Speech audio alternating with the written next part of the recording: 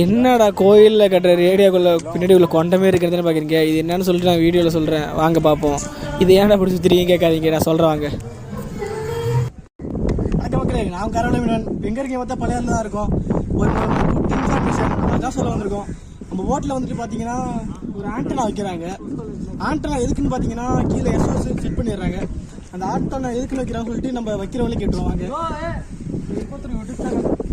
அவங்க ஃபர்ஸ்டே அந்த பெனிஃபிட் சொல்லிட்டாங்க. அவங்க வந்து ஹிந்தியில் சொல்கிறதுனால அவங்களுக்கு புரியாது, அதனால தமிழ் ஃபர்ஸ்டே சொல்லிட்டாங்க. அதனால வந்து நம்மளே தமிழ் வந்து